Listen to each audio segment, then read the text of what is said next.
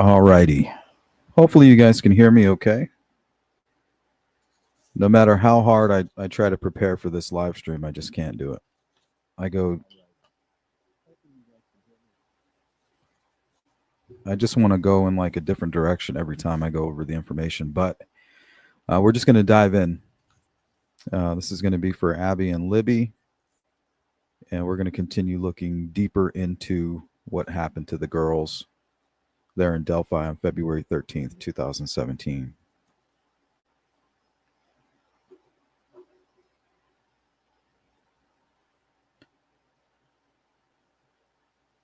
What's up, Eminem? Welcome back, Mustang.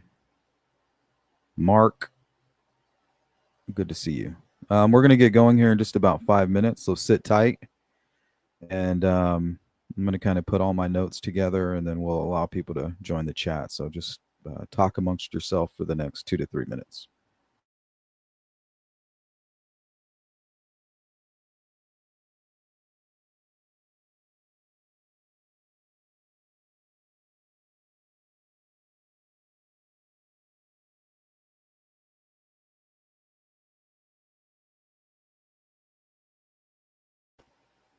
Good to see you, Miss Dog Lover. Mustang. Welcome in, everybody.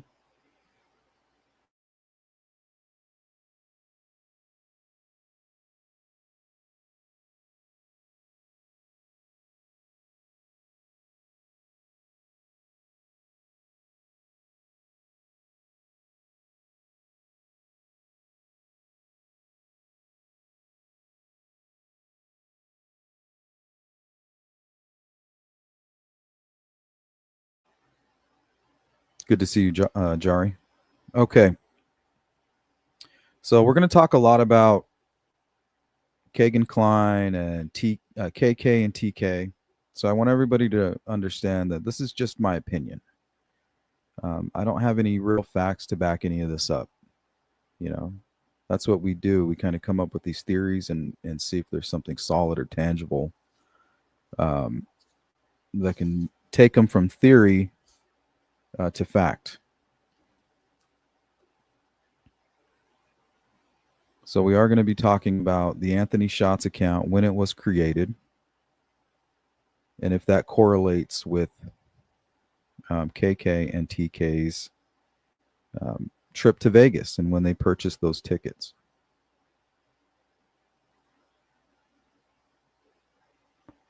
Teresa, you can't hear me? Let me know if you guys cannot hear me. Welcome in, Julia.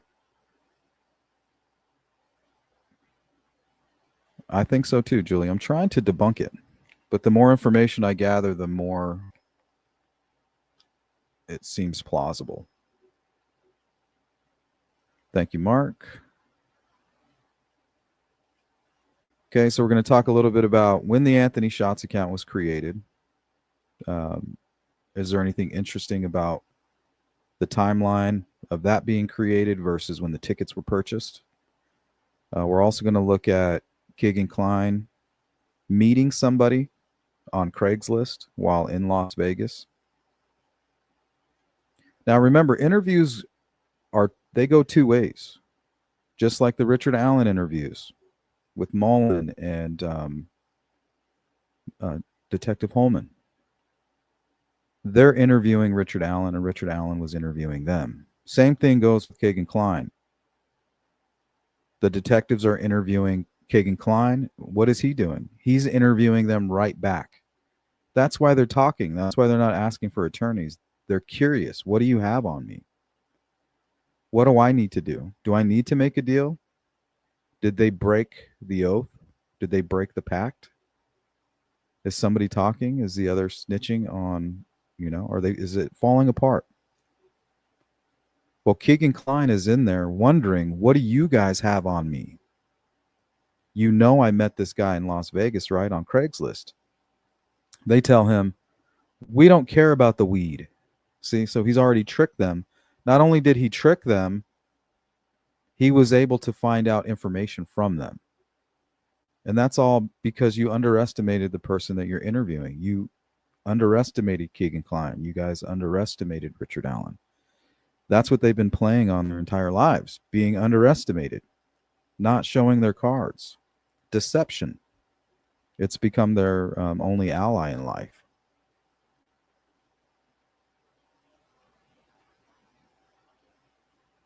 Welcome in, Miranda.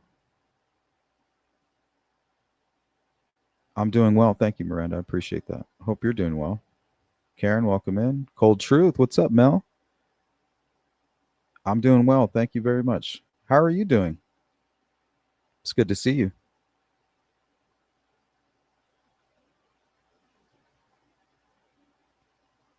Okay, so we're also going to talk a little bit about what a cipher is.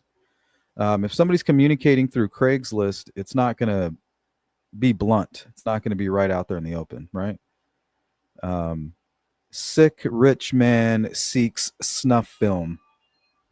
2 victim minimum. That's not going to be the title of the ad. If there is an ad, it's going to be presented in a way specific to somebody. It's going to be in a cipher. And the person that it's intended for will have the key to that cipher.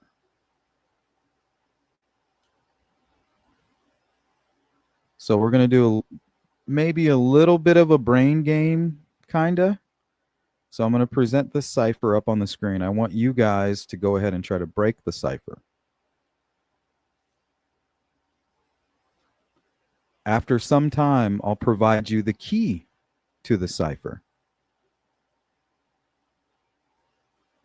And then once you break it, go ahead and let me know in the chat that you were able to break the cipher.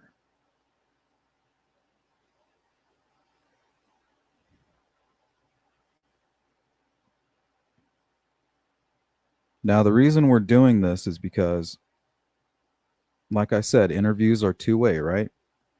They're trying to find out what Keegan Klein knows and during the interview, and Keegan Klein's trying to find out what they know. Otherwise, he would shut his mouth and just say, hey, talk to my attorney, or I'm not speaking without my attorney. So he's obviously fishing for information. And he casually brings up the fact like, hey, I know that you guys know I met a guy in Vegas. He's like, but that was for weed. So he's trying to find out if they know exactly what happened during that conversation and why he was meeting this individual. But why would Keegan Klein do business over Craigslist? Seems a little weird. Before we go any further, let me go ahead and put the cipher up on the screen for you.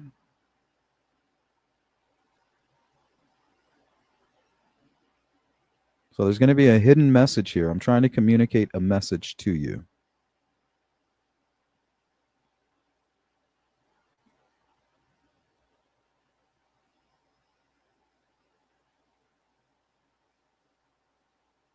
Okay, so there's your cipher. I might be making a request. I might be asking you for something. I might be advertising. That's up to you guys to decide.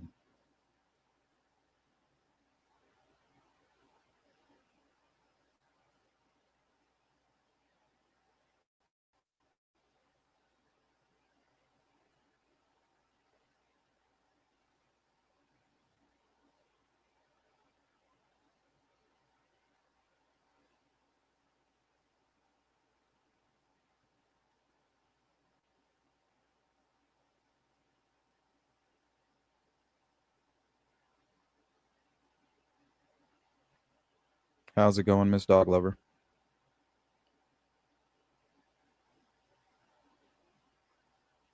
Okay, I think we should start with some confirmed cases involving CSAM and Craigslist and why it's important if you're going to communicate this way to use a cipher. And also, why would somebody choose Craigslist to communicate, especially when you're requesting something so brutal as a homicide? So we'll look up, we'll look at the movie Red Dragon. Really, it's a book, but we're going to use some scenes from the Red Dragon. We're going to talk a little bit about the book. Remember, Hannibal used a coded message in a personal ads in the Tatler to communicate with Dollarhide, and he used a cipher similar to the one that I'm using today. So no clue yet, Miss Dog Lover, but I'll give you the key in a little while. I just want to see if you guys can just figure it out.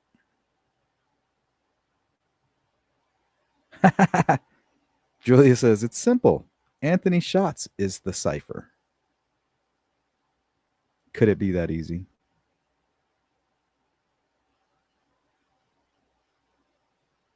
Julia says, why is it the cipher, Julia? I mean, the letters make sense. The numbers are right. But what makes you think that?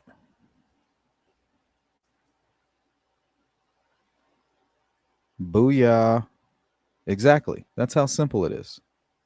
And I used the most typical number that they use in a shift cipher. So it should have been extremely easy, especially when I told you that it was a cipher, right? So usually somebody would say, hey, Kegan Klein, I'm sending you a hidden message in this ad, right? That's the communication right there. They know the key, they know to expect a cipher. Otherwise, this is just a bunch of gibberish. So the first part of the battle is to understand that you are looking at a cipher, right?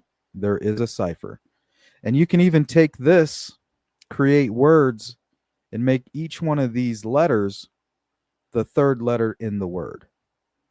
So right now, Anthony Schatz is the cipher. Julia Burns, she broke it down. She said, oh, this is a shift cipher. Simple, easy peasy. And also, you couldn't shift the Y, so I left it.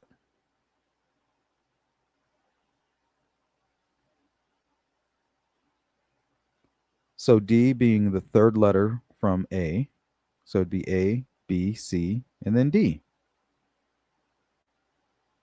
Anthony, what's the third letter from N?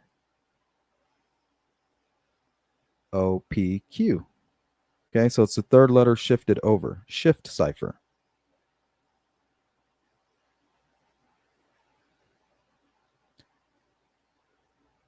So maybe I'll skip the confirmed cases involving CSAM, and we'll go right over to this right here.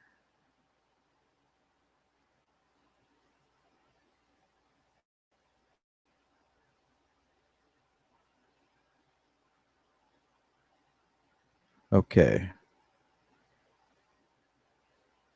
So Julia already broke the cipher, guys.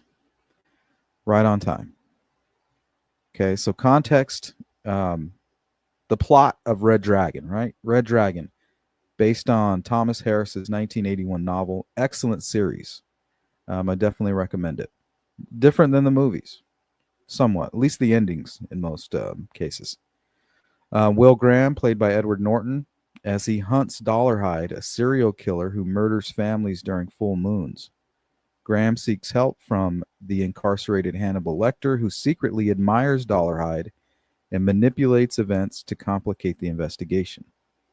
Lecter, a brilliant but manipulative cannibalistic psychiatrist, is in a high-security prison. Despite his confinement, he finds ways to communicate with the outside world, including Dollarhide, to influence the killings. So let's play a couple clips from Red Dragon. One safe way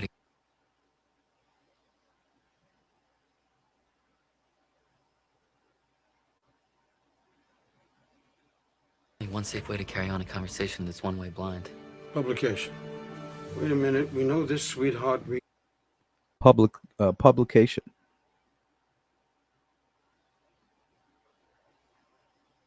Through a tabloid. You got what? News stories? Personals. What if the killer wants? Through a Personal ads.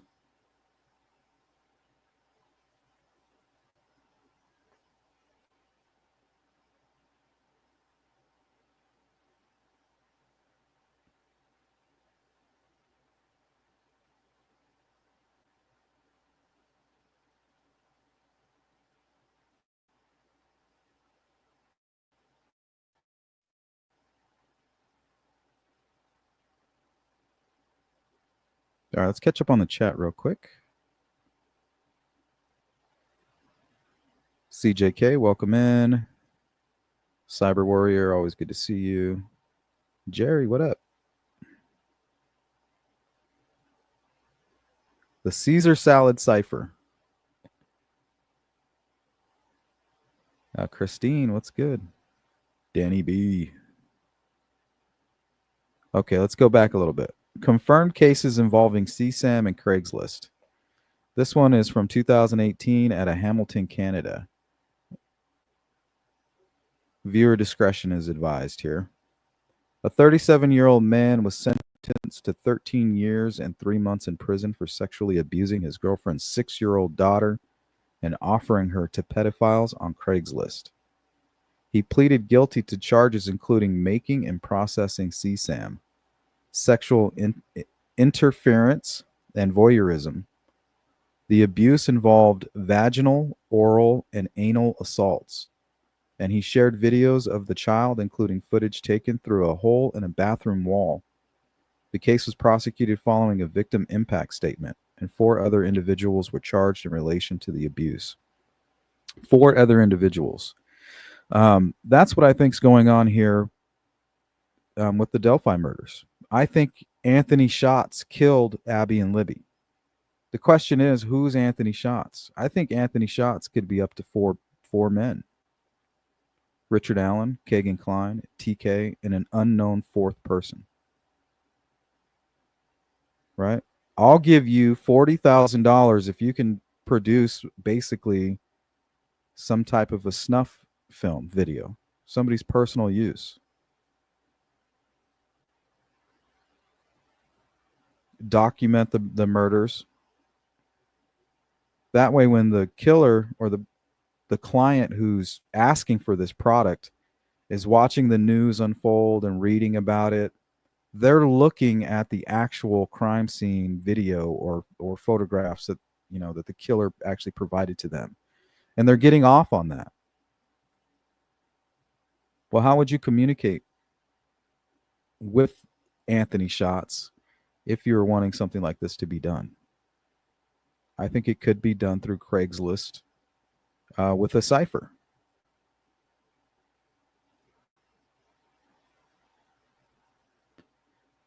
Let's go back to this Hamilton case here from 2018. Let's see. Involving extreme exploitation with the girl holding a Bert doll or Dora blanket during the abuse. See, these are specific things that somebody might request. The man's Craigslist ads explicitly marketed the child for abuse, highlighting the platform's role in facilitating such crimes. Here's one out of Laredo, Texas in 2017. Edwin Andrus, a 47-year-old from Claiborne, Texas, was convicted for posting a Craigslist ad seeking naughty little young girl. He engaged in explicit email and text communications with an undercover Homeland Security investigations agent, posing as a woman with a 14-year-old daughter. And that's typically how this happens. That's how the abuse happens, is somebody in the home is generating an income and they're abusing their family members, whether it be their younger siblings or their own children or adopted children or stepchildren, or they might be like a Stephen Stearns type, like the boyfriend. Well, this guy's problem was he titled the ad seeking a naughty little young girl, right? If he had used a cipher with with the well-known key used by pedophiles, it would have been something completely different. It would have looked like gibberish to us, but there could have been a coded message hidden inside of that. Plus, we know that the Klines have contacts in Vegas. So all they would need to know is where to look, know that it was a cipher, and possess the key to that cipher. Then they could communicate freely without anybody even knowing. Like the movie Red Dragon.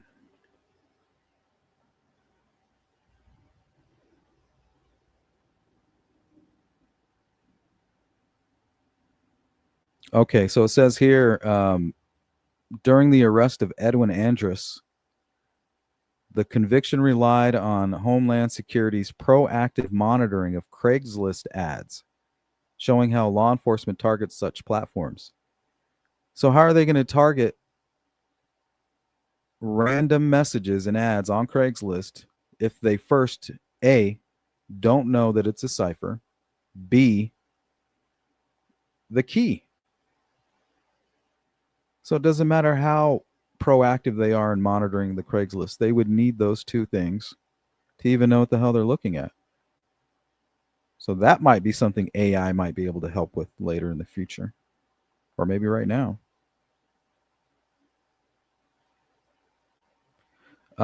Miranda, why do you think that there's a fourth person?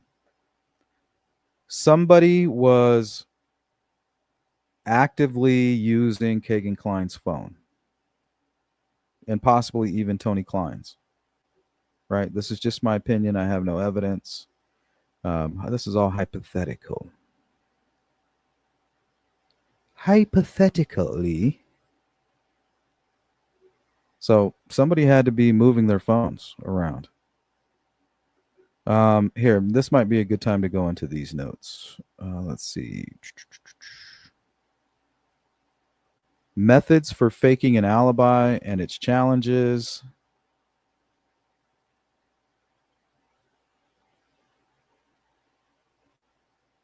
Yeah, maybe we can jump right there.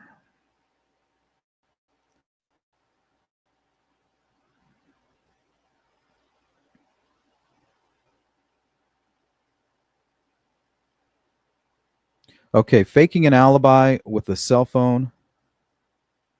So let's see. Cell phones consistently connect to nearby cell towers, creating a trail of location data stored by carriers.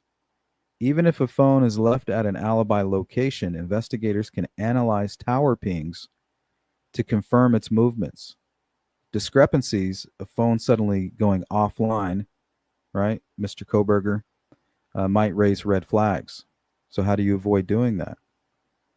Well, in the Delphi case, Kegan Klein's cell phone data was cross-checked with tower pings to confirm he was not in Delphi, which provided his alibi. Well, if he had a fourth person, or if there was a fourth person involved who was helping in the planning and the facilitating of said alibi, all he would have to do is give his phone over to this fourth person, saying, you know, this is the part that you're playing. We will provide you with your cut. Just make sure you're staying active with the phone. You know, you're using my phone until I come and get it. So if you use a different vehicle, you have a burner phone, and somebody's actively using your phone, you are creating an alibi.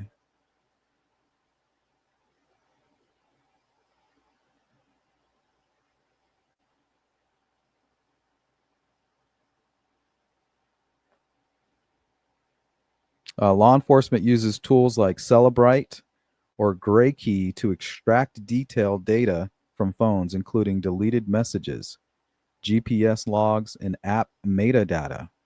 Spoofed data or altered timestamps can often be detected through inconsistencies between device data, carrier records, and app server logs. But Google Maps is very susceptible to spoofed data, by the way. I don't know if they still are, but in 2017 they were. So basically, there's apps that can manipulate the data within some of these other apps, like GPS maps with Google.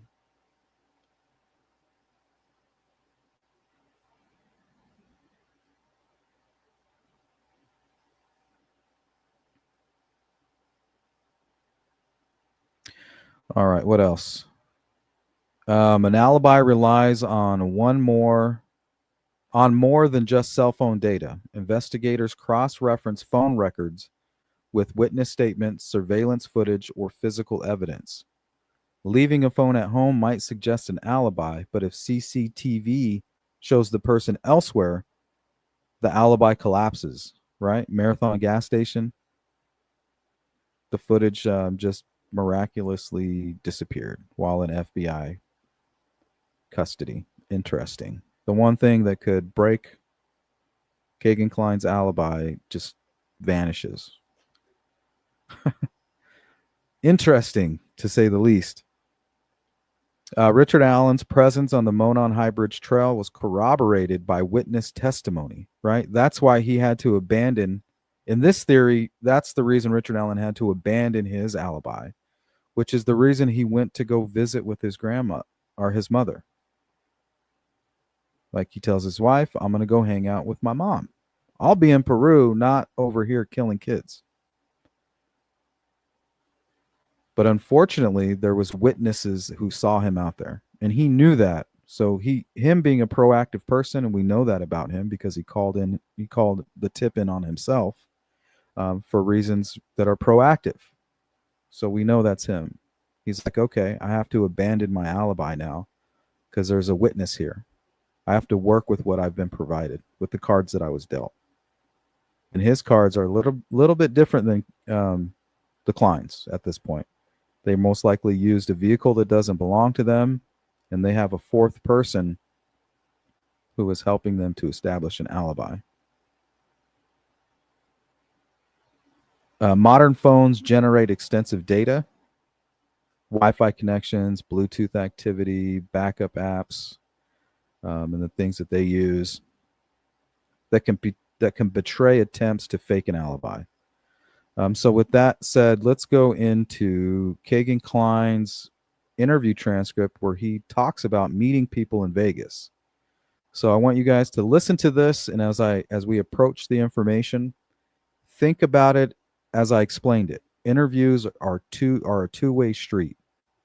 The only reason that a guilty person is going to be sitting in that interview having a quid pro quo with investigators is because they're fishing for information. They are also conducting their own interview.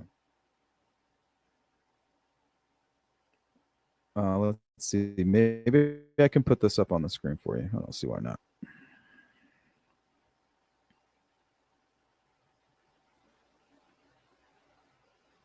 Oh, and by the way, the Anthony Shots account was created July 2016.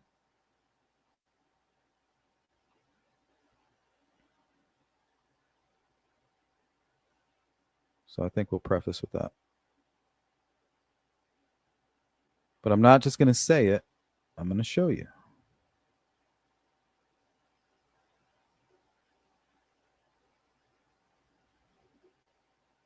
Okay, so this is the arrest affidavit, or the search warrant affidavit for the Kline home because of the Delphi murders. They kicked in their door, searched them, took their phones, interrogated them because of the Delphi murders. That's why they were there. Some people forget that. Anthony Shots' account was registered on July 20th, 2016. Now, somebody sent me a clip from Rick Snay's video last night, and he stated that he grilled Tony Kline on he needed proof, like, show me that you weren't involved. Once you prove to me that you weren't involved, we can possibly be friends. Well, in return, Tony Kline provided proof that he purchased the plane tickets to Las Vegas August of 2016. So that doesn't make him look less guilty. It makes him look more guilty. Because if you're creating the Anthony Shots account, that means that this is when your plan started. Will it work? July 20th. 1 month later, you're like, yep, this is going to be a lot easier than we thought. Because you're victimizing children. Right? You ever heard the term taking candy from a baby? There's a reason that that's a popular term. Because it's not hard. Anybody can take candy, snatch candy from a baby.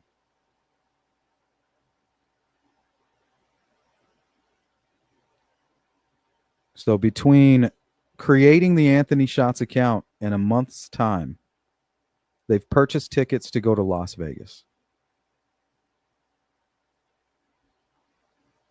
So things just got really interesting. So let's go over here to the interview between Vito, another gentleman, and Kegan Klein about the Delphi murders. Let's check with chat real quick.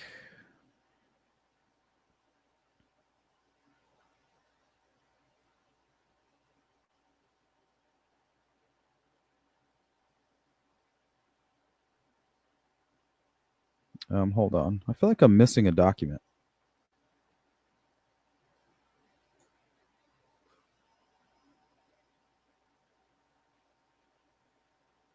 Okay, yeah, that's right. Never mind. Julia's asking, is the Marathon gas station even event of KK being there in a red Jeep? I don't think Kegan Klein ever mentioned a red Jeep. I think the red Jeep stuff is something that we've injected.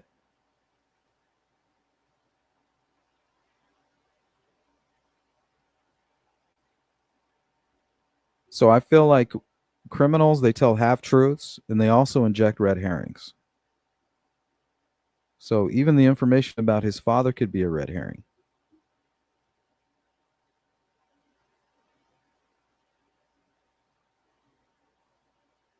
Miss Doglover says KK was most likely being the compulsive liar that he is. Yeah, but what about the boy that cried wolf? Just because you're a compulsive liar doesn't mean that everything that you're saying and doing is a lie, right? Is his name Kegan Klein? He says that multiple times. Should we trust that? Or is he lying about that too? Tony, what up? Davey, what's going on with you? Yeah, apparently he stated that he, Tony Kline, we know is his friends, and that he pushed him really hard to give him evidence. Well, according to Rick Snay, he always assumed like, hey, if the Anthony Shots account was involved, that they would have committed the murders and then purchased the tickets after the murders to flee town. But if this is a pre-planned, premeditated murder with a motive, with a dark web motive, or some kind of customer hiding in the shadows, communicating with sick freaks like Keegan Klein and Richard Allen, it would look more like them purchasing tickets to Las Vegas closer to the time that they created the Anthony Shots account, which now we know is more likely the truth. So like I say, guys, I try to debunk this theory, but the more information that we receive points more closely at this being the truth.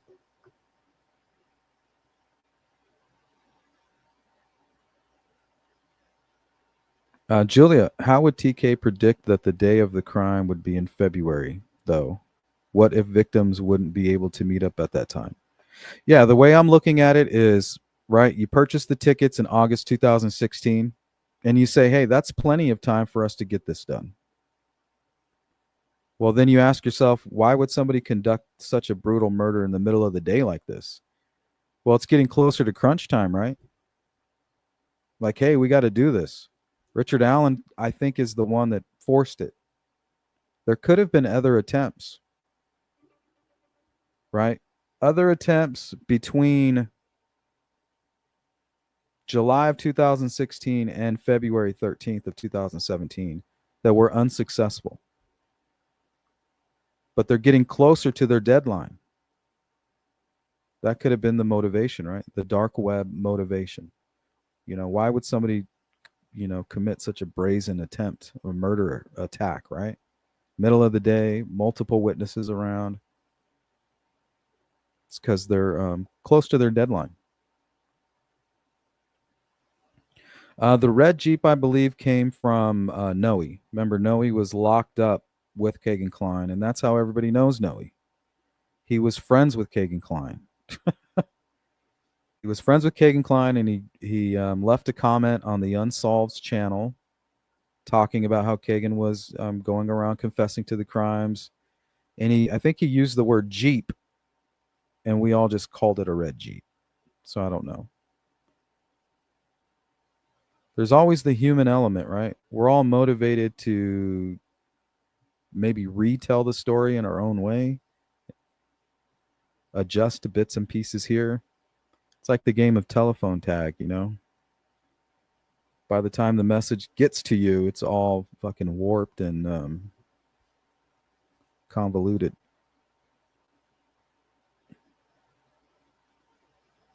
Julie, oh, I see. If the Vegas trip hypothetically was to sell a snuff film, not necessarily solely for the purpose to skip town, I see what you're saying. Yeah. So if there's a customer saying, "Hey, I'll give you $40,000 if you can provide me a point of view video of a murder, two young children." All right, they take the job. We'll do it. Sits down with Richard Allen, the Klines, and a fourth person. Hey, we can make $40,000 if we do this. All right, let's do it. One maniac says, I've always wanted to kill somebody. The other says, I could kill somebody. I could kill them. But really, I need the money. You know, $10,000 would be a lot of money for me right now. I really need it. And the others, you know, yeah, I'll take 10 grand. What do I have to do? And then they come up with a plan. Kegan Klein, your job is to gain trust, you know, create the account, do what you do, your online thing. That's how we're going to target and lure these girls. It was most likely Richard Allen's idea for the trails, right? He's like, I have the perfect spot. And then the fourth person, your job is to help us with create our alibi. So we have a few, you know, a handful of months to plan and actually go out and commit the murder. What's up, Anna? Those creating snuff films and dirty pictures have too much to lose if caught committing such a crime in daylight and public place. More likely one mentally one offender. That's not necessarily true. All I have to point you in the direction, Anna, is of the Schillmiller case. That's just not a true statement. Go look at the Schillmiller case. He was catfishing these people in Las Vegas, promised them lots of money. If you create a snuff film for me and allow me to communicate with you on the phone. So it's not only that the customer who's asking for somebody to create a snuff film, they want to be involved. They want to be on the phone. They want to tell them what to do. Do this next. They want to hear the screaming. So maybe that's all that was happening, is the killer who wanted photographs and things just wanted to be on the phone. So I'll give you $40 million or $40,000 if you commit a murder and allow me to be there without being there. Just like the Schillmiller case.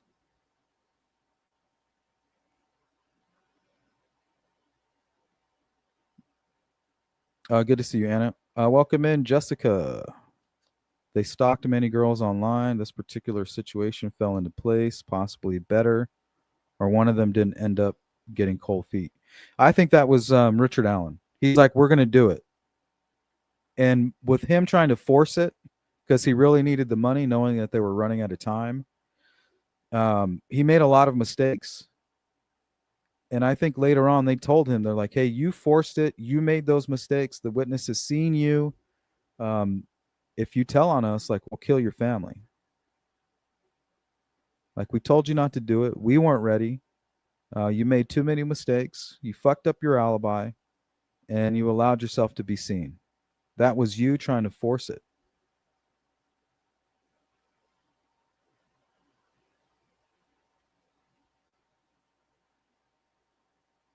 The red Jeep thing has to be bullshit. I agree. No way did they go to Delphi. I agree 100%.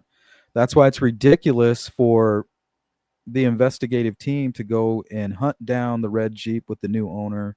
I mean, it's good that they did that. They did the due diligence, you know, so that they can convince themselves. But they definitely thought they were connected, and they spent a lot of money trying to prove it. I still think they believe it. But just like Richard Allen said, good luck finding any evidence pointing at that, because we planned that quite well. described a side trip to Los Angeles from Los. Well, he said he would, when he lived in Las Vegas, he would travel to California because the business that him and his roommate were in was transporting marijuana. So that came later. Karen, what's up, Jason? I don't see Richard Allen being a stand-up guy and not snitching on others involved. But then again, he could be scared that they will do something to his family if he tells. Absolutely. And not to mention, if he's equally involved, if he tells on them, he would have to tell on himself, right? And we all know how his wife reacts when he tries to confess. He tried to confess. They hated him for it.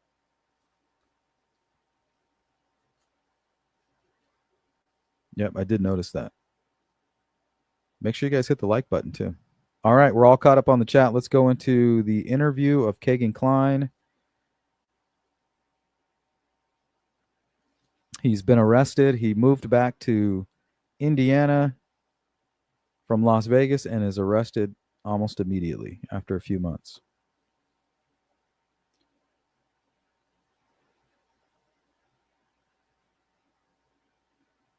Okay, why'd you blow him off? He's talking about his drug dealer friend. So remember, interviews are a two-way street. They said, well, why'd you blow the guy off in Vegas? I couldn't get the weed or nothing. So Keegan Klein's trying to find out what they know about this guy that he met in Vegas. What do you guys know about him? Right? He's saying, I met him for weed. The reason he's telling them I met this guy for weed is because if they know anything, they're going to say, no, we know you met a guy and it definitely wasn't about weed.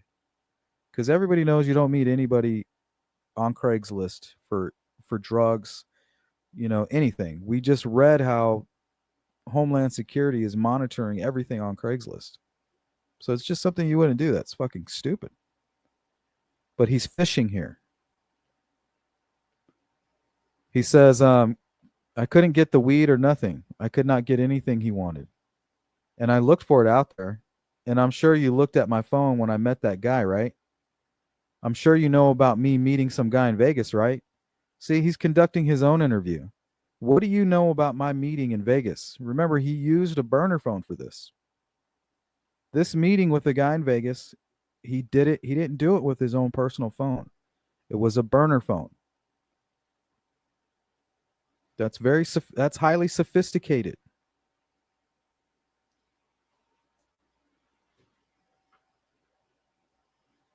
Now, why would you meet a guy on Craigslist for weed? You wouldn't. Keegan's like, I'm saying, like I met the guy to talk to him about weed. Their response is okay, but I'm more concerned about that is a boy. Did we just give you something from 2017, but you were able to remember just like that? So he doesn't remember anything from 2017, but he definitely remembers meeting some guy in Vegas.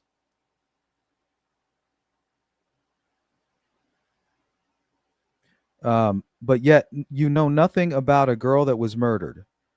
He says, yeah, because I didn't know her. Yeah, I don't spend years of my life with the person that got murdered. Yeah. And he's like, I know my roommate. Like, that is like my good friend. Yeah, I know stuff about him. What do you mean? That's not his roommate. Somebody that he said he was trying to get drugs for. That's totally different. But then you just told us, well, I don't want to associate with him. Yeah, I don't want to tell them his name. What do you mean? I don't want to be like, yeah, I know. Okay, and then you would have just said, okay. No, you can put wheels in motion. I mean, it's not hard to find out who he is. So he's trying to explain why he's telling half-truths. Like, oh, I didn't want to give you a name. I didn't want to do this because you could have done that. Right?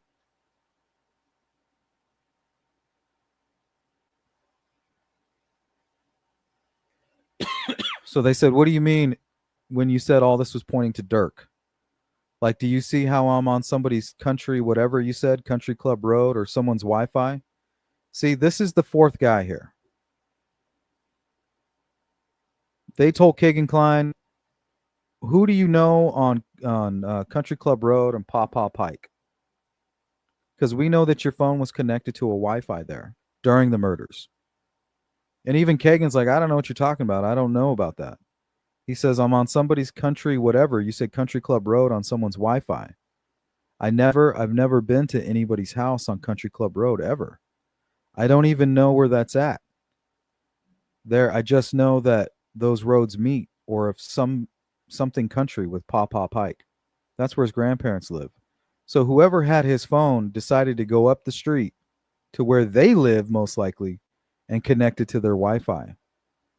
You know, from 12 to 4 or 12 to 4:35. That's a long time to have to use somebody's phone,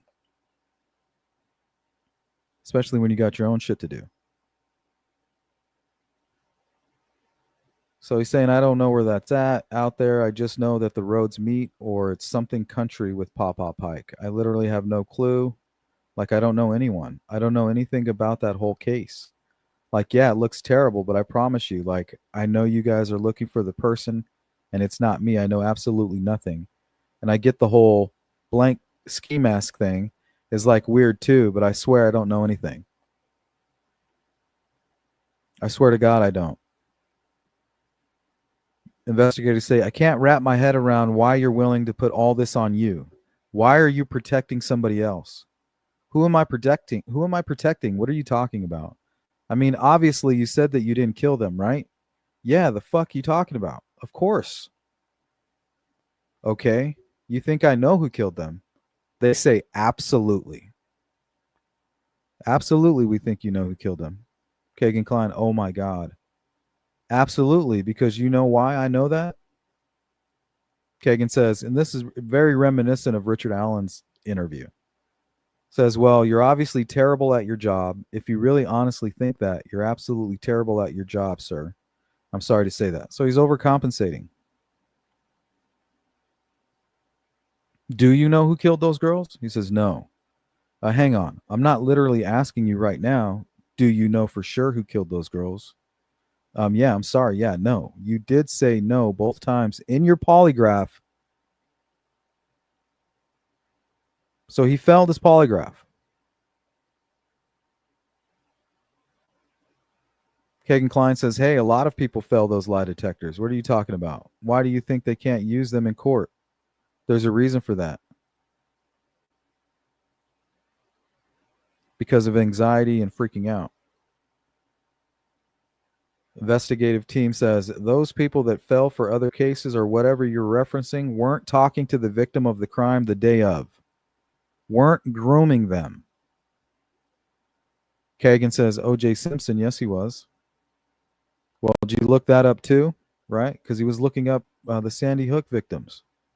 That's probably how he accesses the dark web. He goes to an access point, and then from there he can go click on a link and it'll take him somewhere else. You look that up too? Yeah, I know about. What do you mean? You don't know who O.J. Simpson is, or no? So now he's being kind of like a smartass. They weren't sending pictures to the victim. Didn't say, is it bad that I'm super into you? I just don't understand why you're protecting the person. I mean, was it as simple as she just said, hey, I'm going to the high bridge, and you told somebody? I literally have no clue about any of that. You can come in here and literally talk for 24 hours straight. I don't know anything. But yet you remember 110% that you had a conversation with a guy in Vegas on Craigslist. Yes. On 2/23. Because I'm supposed to make thousands of dollars. Yes. So now he's talking about how he's supposed to make thousands of dollars meeting this guy on Craigslist. So the truth is there if you listen. The devil's in the details. Buying to get to smoke weed? No. To sell weed. How's he going to sell weed in Vegas? What do you do? Fly with pounds of weed in his bag? No. I talked to him about. He said, so why did you bring up, I met that guy to talk about weed? See, he's talking about the guy he met on Craigslist in Las Vegas, and he keeps making it seem like it was about weed.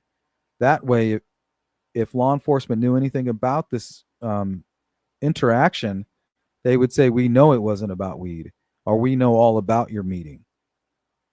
But it's like they overlooked it.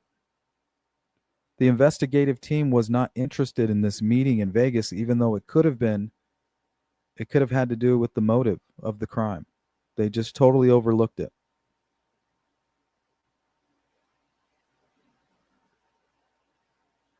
And then also he talked a lot about the Pawpaw Pike, which would have been his false alibi. So because of time, let's keep moving on here. We're already at the hour mark. Let's see what I have left. Okay, let's go to methods for faking an alibi, and then we'll finish up there. Let me catch up on the chat real quick. Let's welcome in Eli.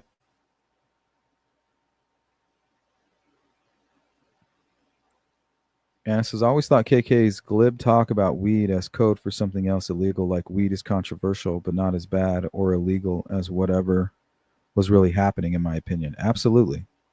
Remember, this is the guy that officially confessed to participating in the Delphi murders. You know, we're not just pointing at some random person of interest.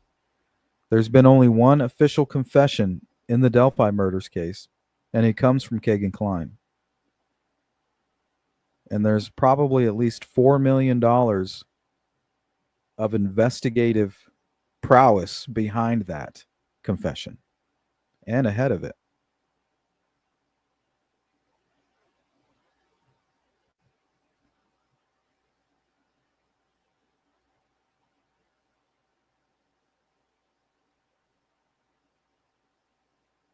Maybe his dad had the phone. So if these guys are motivated to commit a murder in broad daylight, one of the perps' hometowns, or not hometowns, but current cities, they must have been highly motivated. And we know there were no defensive wounds on the girls. So how do you get your neck cut violently and not put your hands up to try to block the second, third, or fourth swipe? Well, that's because somebody's holding your arms behind your back. They weren't tied up. There was no ligature marks on them. All the evidence points to multiple assailants. I think there's even evidence of a struggle between the killers, which would explain the unspent bullet being there.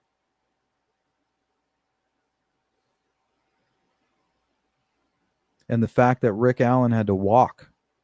He wasn't allowed to get into the vehicle. You can walk, bitch, right? After that bullshit, you can walk. Good luck. If you say anything, we'll kill your family. I'll do to your daughter what I did to Libby. But I bet you he got his money.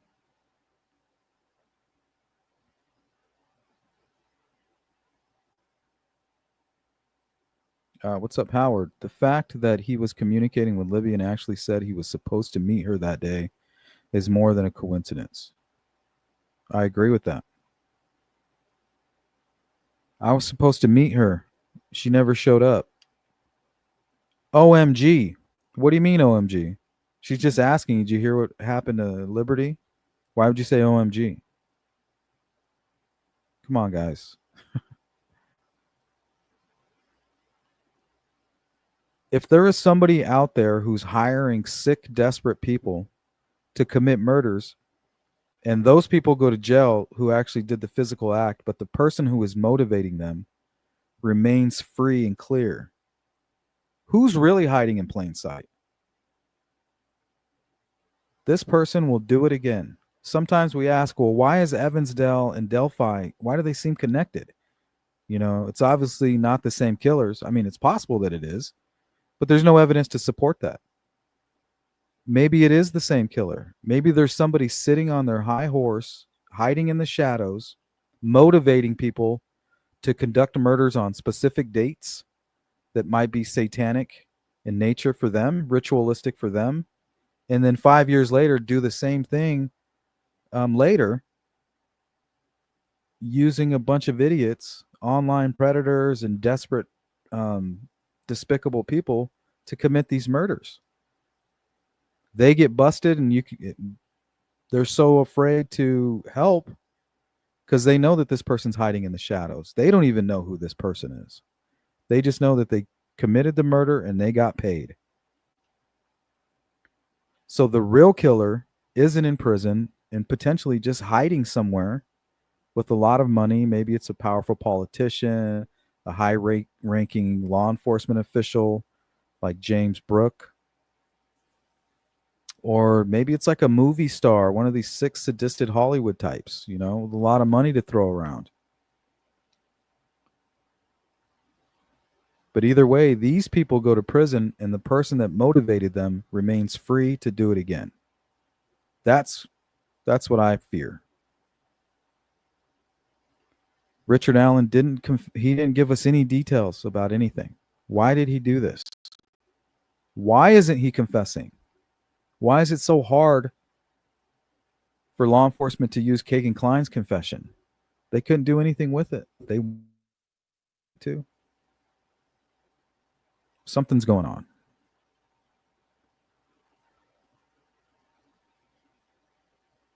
Goat Dog, what's up? Did you see this? See what, my friend?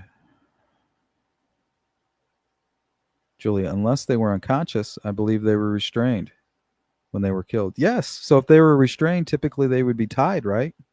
Zip ties, maybe an article of clothing tied up, or wrapped around, a sock shoved in their mouth, and then something wrapped around their head. There was no evidence of that.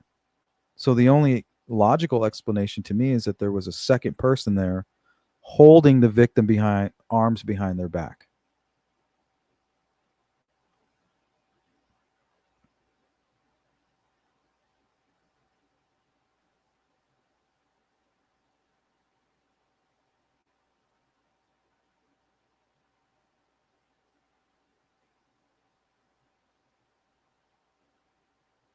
Yeah, and also there's evidence on the tree where Libby put her hand. So her hands are free. Her hands are covered in blood, and it had to have been right around the time that she was attacked.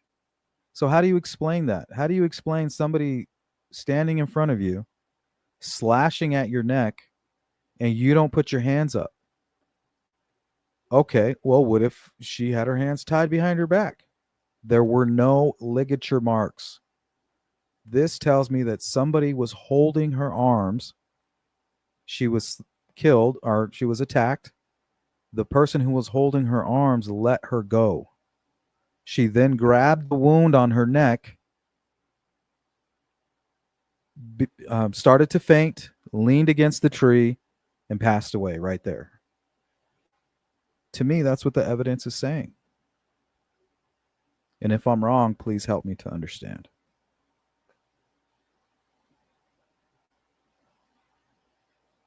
Yeah, so Anna, not the same physical offenders, but whoever's motivating them to, right? Everybody says how Delphi and Evansdale are so similar, and how the dates, they're like a mirror image of each other.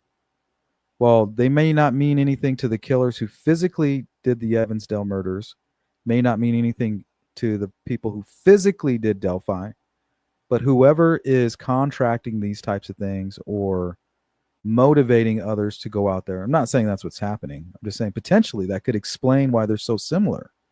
Not because Richard Allen is connected to Evansdale, but whoever motivated Richard Allen and Keegan Klein to commit the Delphi murders, let's say specifically on that date, may have inspired another group of men to commit the Evansdale murders on a specific date and time.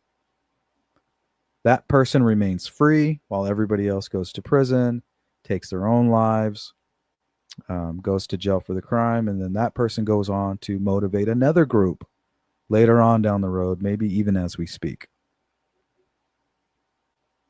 What's up, Bismo?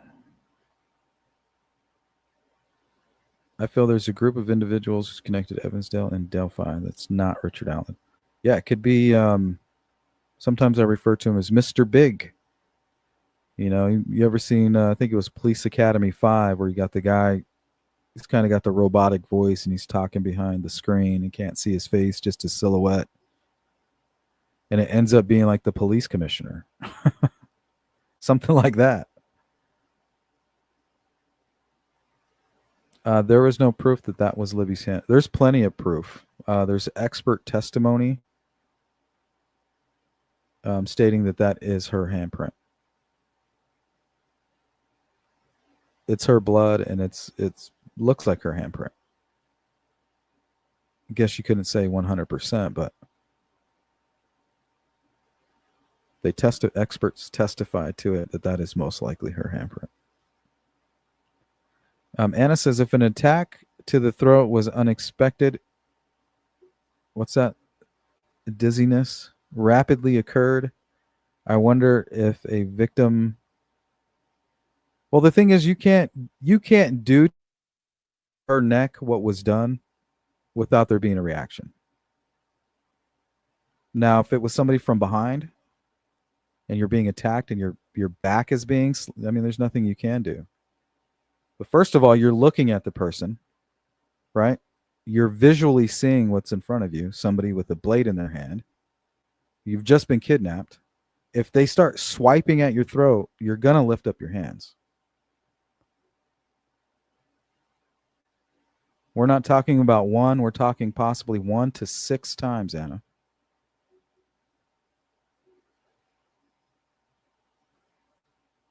Two victims. So one of the victims is going to put their hands up at some point.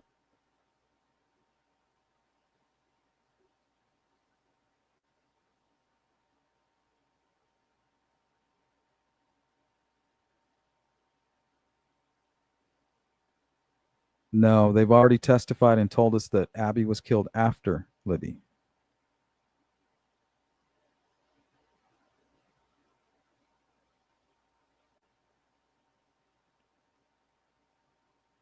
For what example? Give us an example, Howard.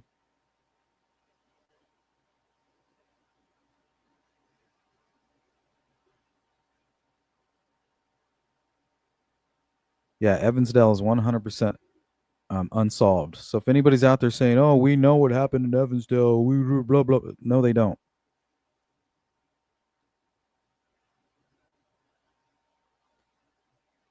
I recall hearing it was her blood, but the handprint I don't recall. Yep. Well, I mean, they can't confirm it. Experts are stating that they believe it's her handprint.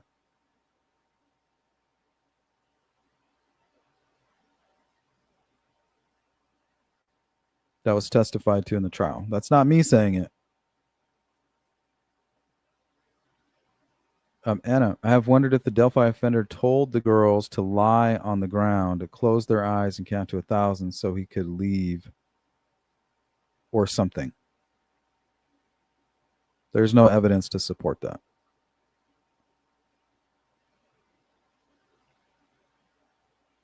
And the killer would have to somehow forcefully grab them, either by the hair, put their knee in their back, hold their arms back with one arm. There's still going to be defensive wounds.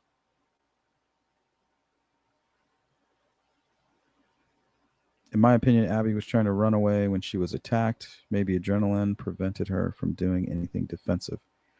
Anna, once again, there's no evidence of that. She was redressed. She had one slice on the neck and she died. No defensive wounds. That means you're chasing a young person, you're behind them and you slice them. Like, we're not dealing with a ninja here.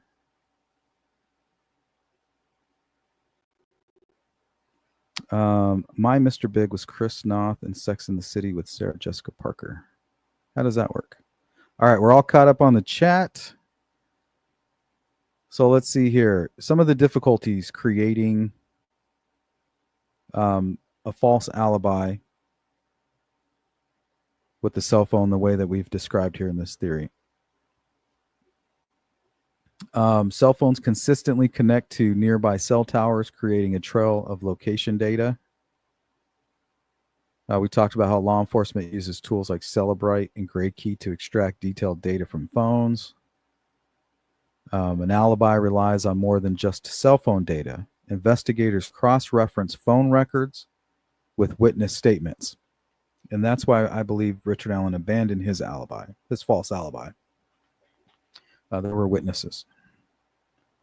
Mopo, did the state ever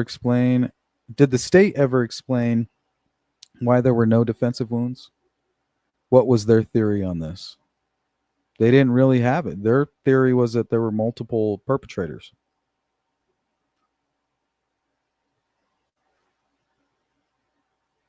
Anna, it was never said if the offender might have grabbed one or more girls by the hair.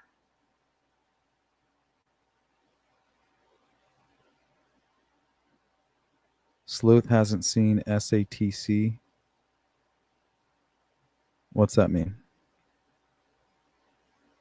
I don't get it.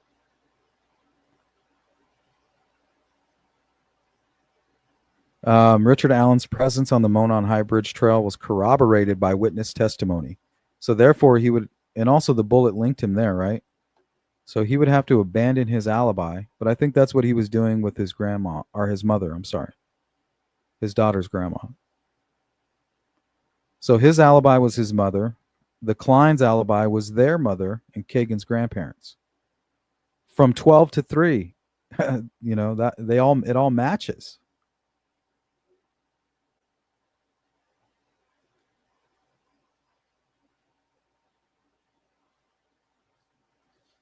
Okay, so let's see if it's possible.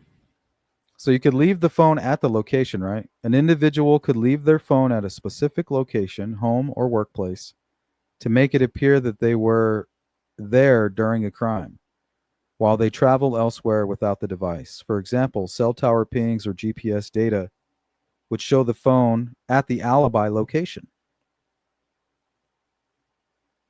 Kegan Klein's cell phone data was used to confirm he was not in Delphi on February 13th, 2017, the day of the murders, despite his Anthony Schatz account communicating with Libby German.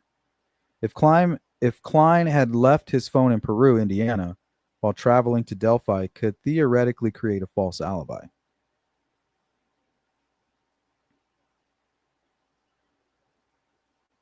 Someone could use a burner phone or secondary device for activities related to a crime while keeping their primary phone at the alibi location to generate clean data. They could give their phone to somebody else to use at the alibi location. So that's our fourth suspect.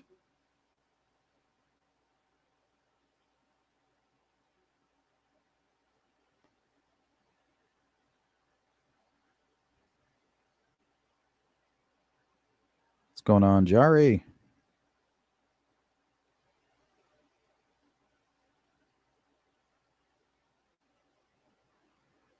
You had to go that far back, Anna, to find a similar case. And I'm sure they had ligature marks. I don't know. You might have to.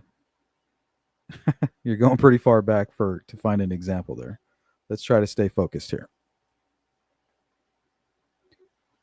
All right. Okay, speculation in the Delphi case, particularly from Allen's defense, has reference to burner phones or multiple devices in relation to Kegan Klein. However, no evidence confirms Kline or Richard Allen used such tactics.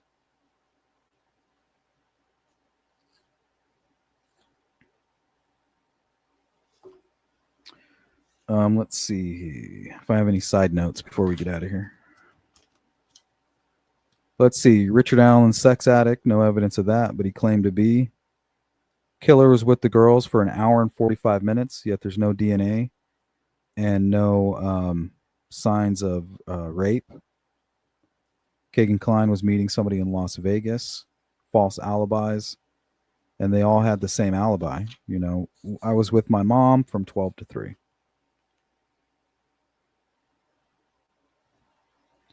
Howard, for examples that don't make sense, things that were usually recorded weren't recorded or were lost. That's typical.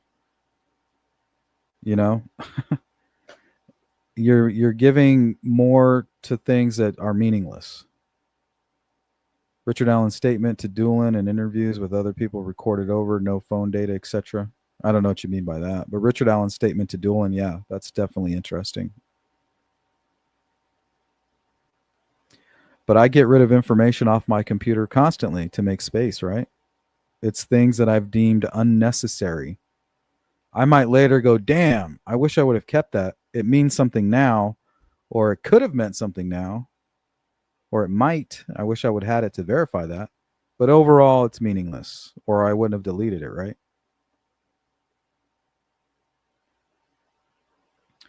You're only saying that because you buy into the Frank's memo and you buy into Richard Allen's manipulation. You believe that there's a chance that he's innocent. That's why that's important to you. Like, how could they delete that? It's important. No, it's just confirmation bias, honestly. Just confirmation bias.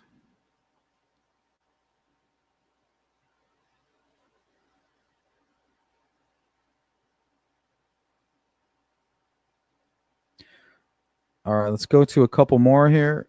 Minute details that don't add up in the case, I think don't mean much. There are a few big points that may or may not mean something.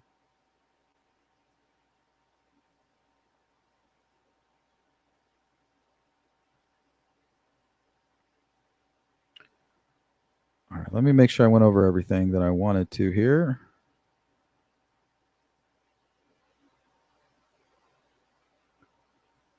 Nana with the super duper super chat.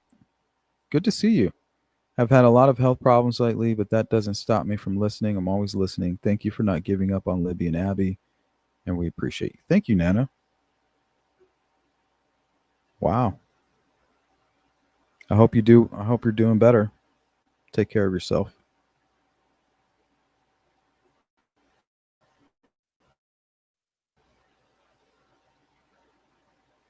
Let's see. Keegan Klein's.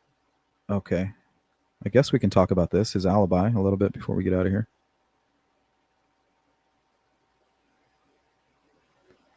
I was at my house. They have my GPS location and everything. And you were in Peru, Indiana. So this is Keegan Klein talking to Barbara McDonald.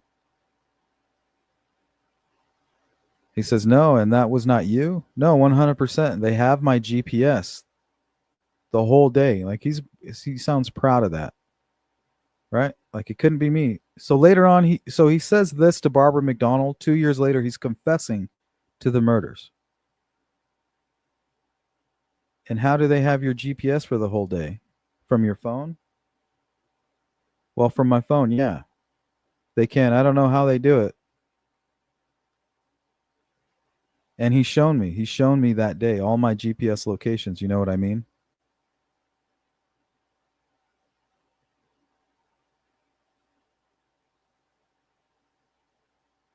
Okay. Investigators say, I mean, this is fresh in your mind. You just got back from Las Vegas. You've been nonstop searching this stuff. You have been talking about it with other girls that knew Libby. So I thought this was interesting. This is something that we don't know a whole lot about. So this is after he gets back from Vegas. He's still using Anthony's shots to communicate with the friends of Libby. You have been talking about it with other girls that knew Libby. So this isn't Kelsey. Kelsey, they talk about that later on in the investigation, reaches out to him the day of the crime, the 13th. So this here says you just got back from Vegas. You've been nonstop searching this stuff. You have been talking about it with other girls that knew Libby. So I would like to know about this. There's like another part of the story here. You have been searching it before you went to Vegas, and then you tell investigators I was with my dad all day. We went to Grandma and Grandpa's at noon. That's Richard Allen's alibi, right? I'm covered from noon. They both said the same thing.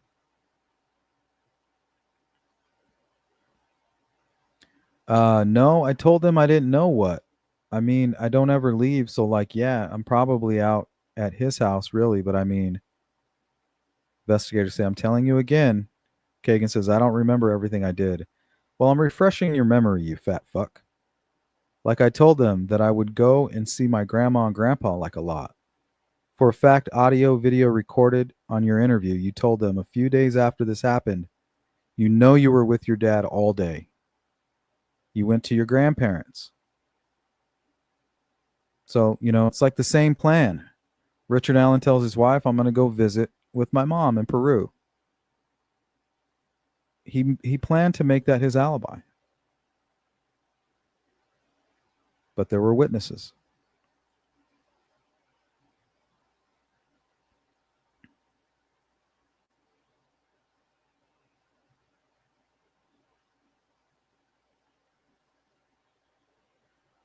See what else he had to say here. It says here, well, your phone does not line up to that. And again, that's another fact. You don't have to remember it. Okay, where was my phone at? Please tell me. So it was at your residence, 67 East Canal, all day. Because I don't ever leave there. Until when? So see, Keegan doesn't even know. He gave his phone for somebody to create his alibi. He doesn't know what that person did that day. They were gone from 11 till probably about 4:35. It's a long time to be without your own personal phone and having to use somebody else's. It says you went to somewhere near your grandparents' house, but you did not go to your grandparents' house. Okay. That's the only other place I go. He sold me weed. That's literally the only other place I go. So why lie?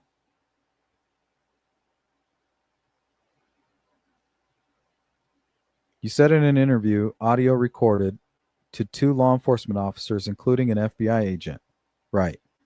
You said I was here at home from this to this time. Then I went to my grandparents. And then we went right back home.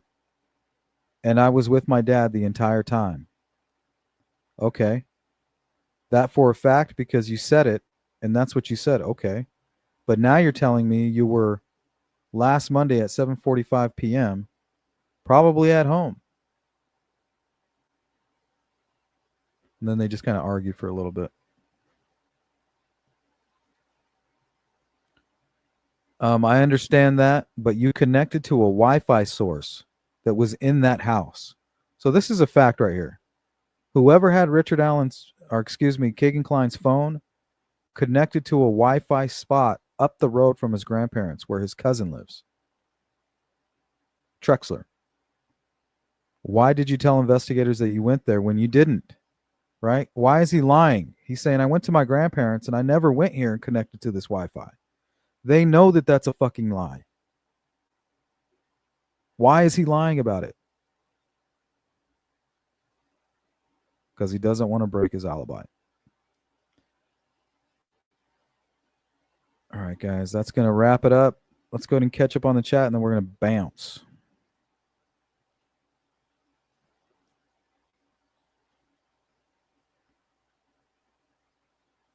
Thank you, Jari. Hit me up at sleuthintuition@gmail.com if you have a direct question or comment. Cheeks, hope you're having a great day at work. It's always good to see you.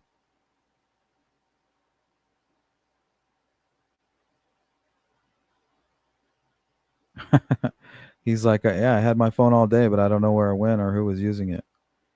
Special thanks to Miss Dog Lover and Nana. Very gracious of both of you. Thank you so much. And all of you who continue to support my channel, all of you who participate in the chat, much love to you guys for keeping the conversation going. My members, my mods, and everybody who donates to the cause, much love to you guys. I love you all. And I'll see you again real soon. We'll go live a little bit later in the day, possibly even a members only. Take care.